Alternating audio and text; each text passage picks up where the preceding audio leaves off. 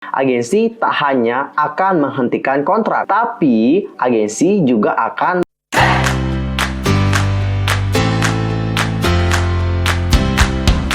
Annyeonghaseyo, Yusuf Kim Imida, welcome back to my channel. Gimana kabar kalian hari ini? So fine, so good, nothing problem dong kan? Nah, for this time kita akan ngebahas tentang Woojin yang udah speak up atau buka suara tentang apa yang terjadinya beberapa belakangan terakhir.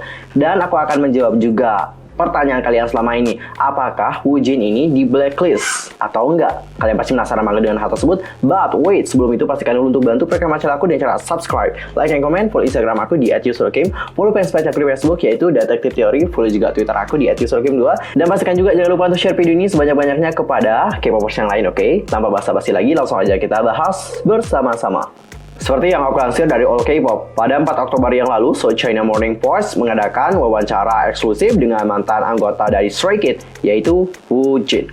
Sebelumnya, Woojin pernah terlibat tuduhan pelecehan, di mana seorang netizen anonim memposting berbagai tweet yang diduga mengekspos member idol tersebut. Sejak itu, Woojin langsung membantah klaim tersebut melalui sosial medianya, dan tentu agensi barunya yaitu 10X Entertainment juga telah memberikan klarifikasi. Selama wawancara eksklusif dengan South China Morning kemarin, Woojin sekali lagi membantah klaim tersebut dan menambahkan bahwa tidak ada kebenaran di balik tuduhan tersebut. Dia berkata, "Saya tidak menganggapnya serius ketika masalah ini pertama kali muncul, karena itu tidak benar sama sekali." Ia mengaku mengetahui bahwa pengguna Twitter memang sering mengarang cerita di setiap postingan yang dibuat. Namun ia tak menduga bahwa kasusnya akan menjadi besar dan menjadi perbincangan masyarakat dunia. Saat hal tersebut ramai diperbicarakan, Woojin langsung membantah. Namun banyak netizen yang mengkritiknya karena tidak jujur. Dan banyak juga netizen yang mencurigai agensi barunya yang seolah-olah dibuat oleh Woojin sendiri. Woojin mengungkapkan dalam wawancara bahwa dia tidak berharap banyak yang memberikan respon dari klarifikasinya pada awal. Ia hanya ingin menjelaskan situasi sendiri dan memberikan pembaruan untuk meyakinkan penggemarnya. Woojin menyatakan bahwa dia tidak terlalu memikirkan kata-kata dari pernyataan yang pertama kali dia buat karena dia merasa klaim terhadapnya hanya omong kosong. Dia juga menyatakan bahwa dia tidak dapat menangani tuduhan pertama karena tidak disebutkan tanggal, waktu, dan tempat yang tepat. Namun label baru Woojin yaitu 10X Entertainment menyatakan bahwa mereka akan mengambil tindakan hukum terhadap tuduhan yang dibuat terhadap artis mereka. Dan saat ini tengah terjadi investigasi untuk menyelidiki kasus tersebut. Jadi hati-hati ya, yang kemarin udah mencemarkan nama baik, sekarang mereka katanya itu tengah melakukan investigasi. Ketika Woojin pertama kali menyebut agensi barunya, beberapa netizen itu mempertanyakan tentang keabsahan perusahaan tersebut. Benar ada nggak? Atau perusahaan ini hanyalah perusahaan palsu doang? Karena netizen menemukan bahwa halaman media sosial perusahaan telah dibuat hanya beberapa hari setelah insiden tersebut.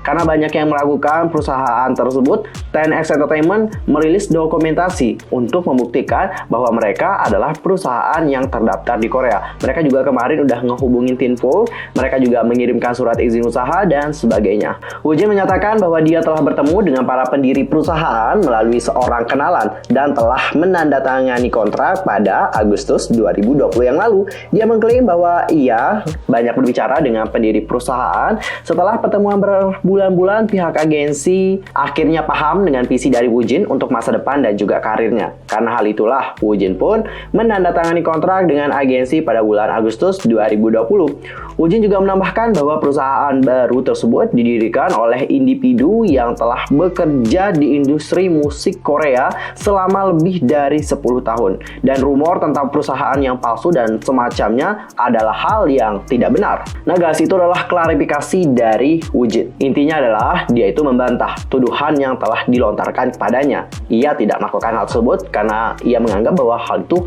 hanyalah omong kosong semata. Tidak disebutkan tanggal, waktu, dan tempat yang tepat oleh si anonim tadi, dan dia juga tidak memberikan bukti-bukti sehingga kita tidak dapat mempercayai kebenaran dari tweet tersebut. Dan di sini mereka juga menambahkan akan segera melakukan investigasi tadi ya, dan kita berharap bahwa investigasinya dapat dilakukan dengan cepat dan nanti keluar juga hasilnya seperti apa. Tapi aku berharap bahwa si OP yang pertama kali membuat heboh hal ini dapat comeback ke Twitter, dan kalau dia emang bener ya udah sih, dinyatain aja kebenarannya. Kalau dia emang salah, ya udah akui aja kesalahannya sebelum semuanya menjadi terlambat. Apalagi kalau dia sampai dituntut ya, itu parah banget sih. Oh iya, aku juga mau menjawab pertanyaan kalian. Kemarin di Twitter, kok salah. Maksudnya di YouTube aku, di komennya tuh banyak banget yang bilang, "Kak, Woojin ini di blacklist nggak sih dari agensi dan juga industri hiburan Korea? Dan kenapa sih Woojin ini di blacklist? Terus kalau iya di blacklist, itu maksudnya apa ya, Kak?" Oke, aku akan jawab pertanyaan dari kalian.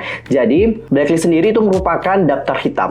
Disebutkan bahwa jika para artis di bawah naungan mereka itu memberontak atau melakukan hal-hal yang tak dikehendaki, agensi tak hanya akan menghentikan kontrak, tapi agensi juga akan memboikot penampilan mereka di layar kaca. Akibatnya karir mereka di industri hiburan pun bisa tamat. Udah paham kan? Kalau artis di blacklist, mereka biasanya nggak bisa tampil di layar kaca. Atau ada yang bisa tampil, tapi kayak terbatas gitu loh guys. Nggak bisa leluasa seperti sebelumnya. Dan berikut, aku punya beberapa sampel idol K-pop yang di blacklist. Siapa aja mereka? Yang pertama adalah Hangeng X Super Junior. Hangeng ini dulu mantan member dari Super Junior. Kalian udah tahu kan? Yang K-popers generasi kedua udah pada tahu dong siapa itu Hangeng. Dia dulu lumayan famous banget sih menurut aku, apalagi dengan talentanya itu bagus banget. Apalagi dia juga tampan banget ya. Dulu banyak banget loh yang ngefans sama Hangeng ini, banyak banget serius.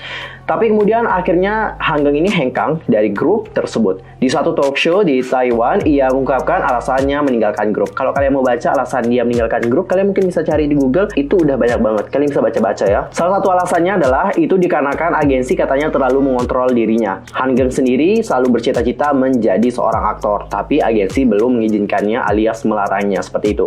Selain itu ada beberapa hal lagi yang membuatnya tak nyaman berada di SM Entertainment. Ia pun akhirnya melayangkan gugatan untuk meninggalkan grup dan juga agensi. Meskipun keinginannya untuk hengkang dari grup itu dikabulkan, tapi ada suatu hal yang harus didapatkan oleh si Hangeng tadi. Saat ia keluar dari SM Entertainment, yaitu mengalami kesulitan untuk berkarir di Korea Selatan. Karena mengalami kesulitan untuk berkarir, ia pun akhirnya pindah ke negara asalnya lagi, yaitu Taiwan. Dan yang kedua adalah Jessica. Berita tentang keluarnya Jessica pada 30 September 2014 silam membuat kita semua terkejut dan bertanya-tanya tentang apa yang terjadi sehingga ia keluar. Tapi sampai sekarang belum ada alasan yang pasti, karena beritanya juga masih simpang siur. Aku juga belum bisa berani untuk mengatakan penyebab ia keluar, karena kita belum tahu kebenarannya seperti apa. Nah, setelah hengkang dari SNSD, Jessica tak lagi muncul di berbagai program televisi di Korea Selatan. Jessica ini akhirnya mencoba untuk menjadi solois, namun sayang aktivitas promosinya juga agak terbatas. Dan yang ketiga adalah JYG X TVXQ. TVXQ bisa dibilang adalah legenda dalam industri musik Korea Selatan sejak debut pada 2003 yang lalu. Namun siapa sangka di tengah kepopularitasan mereka, 3 membernya yaitu Yoo-jun, Jae-jung, hingga Jun-soo keluar dari grup tersebut. Tak hanya hengkang, mereka juga menuntut agensi mereka yaitu SM Entertainment. Lepas dari SM Entertainment, mereka akhirnya mendirikan agensi yang bernama CGES. Sayangnya penampilan mereka di stasiun TV Korea dibatasi, mengingat pengaruh SM Entertainment di Korea juga besar.